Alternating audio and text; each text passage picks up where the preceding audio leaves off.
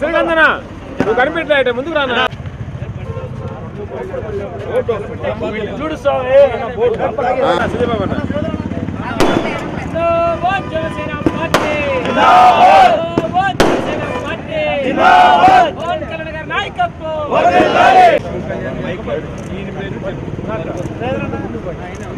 అన్నలా చూడు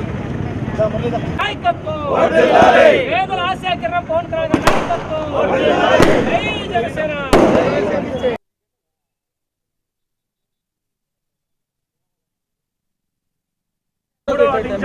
ఒకసారి అమ్మాయి దగ్గర వాయిస్ చేసుకుంటాం సార్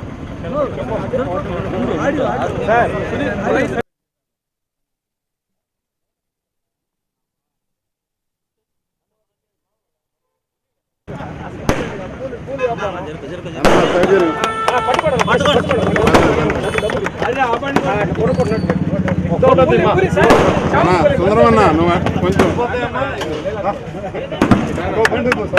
జై జనసేన జై జనసేన జై జనసేన జై జనసేన ఓకేనా చాలు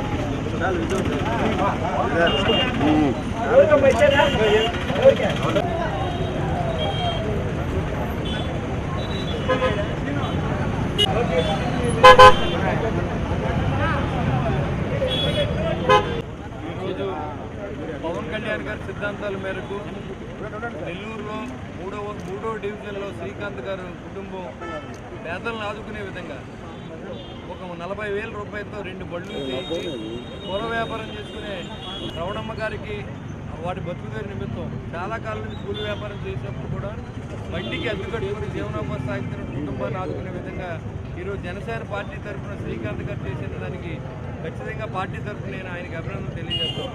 చిన్న కుటుంబం అయినా మనం 10 మంది కోసం బతకాలనే పవన్ కళ్యాణ్ సిద్ధాంతం. ఆ సిద్ధాంతాన్ని ఈ నెల్లూరు సిటీలో మరి మన తమ్ముడు సుజన వీళ్ళందరూ కూడా మంచి కార్యక్రమాలు చేసేదానికి పవన్ కళ్యాణ్ గారి తరఫున మీ అందరూ కూడా నేను అభినందన తెలియజేస్తూ, ఇలాంటి సేవా కార్యక్రమాలు చేయడం అంటే జనసేన పార్టీకే చెల్లుద్ది. ఇంకా ఏ రాజకీయ ఇతర పార్టీ కూడా ఇలా సొంత డబ్బులతో ఎవరో చేయరు. వీళ్ళు ఏ అధికారం ఏ పవరు లేకపోయినప్పుడు కూడా, ఎక్కడ కూడా పదవి లేకపోయినప్పుడు కూడా పరోపకారంలో పేదల యొక్క అభ్యున్నతి కోసం చేసి ఈ కార్యక్రమాన్ని నేను మనస్ఫూర్తిగా అభినందన తెలియజేస్తూ, ఆ భగవంతుడు ఆశీస్సులతో మరిన్ని దాన ధర్మాలు చేసి లేని ప్రజలను ఆదుకునే విధంగా పవన్ కళ్యాణ్ సిద్ధాంతాన్ని ప్రజల్లో తీసుకెళ్ళాలని మనస్ఫూర్తిగా. ఈ శ్రీకాంత్ చాలా మంచి పనులు చేశారని మిత్రులు చెప్తూ ఉన్నారు. కిడ్నీ బాధితులు సహాయార్థం కానీ, అదేవిధంగా కరోనా సమయంలో ఉన్న సహాయం జనసేన పార్టీయే ఇవాళ రోడ్ల మీద తిరిగి ఆ రోజు మందులు ఇచ్చిన, భోజనం పెట్టిన చలివేంద్రాలు కానీ అన్నీ కూడా సేవా కార్యక్రమాలు చేయాలంటే జనసేన కేర్ ఆఫ్ అడ్రస్. అదేవిధంగా పవన్ కళ్యాణ్ గారు మరి ఈ సిద్ధాంతాలను ప్రజల్లో తీసుకుపోవాలి, ప్రజలు రీచ్ అవ్వాలి. కానీ రాజకీయాల్లో ఇది శాశ్వతంగా ఉండేవి కాదు. ఇది కానీ ప్రజల్లో మన మనసులో ఉంటే పార్టీలతో సంబంధం లేదు, వ్యక్తికే ఎదుగుతాం. అది మన ఇన్ఫ్లుయెన్స్ పార్టీకి పనిచేయాలి, మన చెడ్డ పార్టీకి రాకూడదు, మన మంచిదైన పార్టీకి రావాలి. ఈరోజు అదేవిధంగా ప్రవర్తించిన శ్రీకాంత్ గారికి అభినందన తెలియజేస్తాను.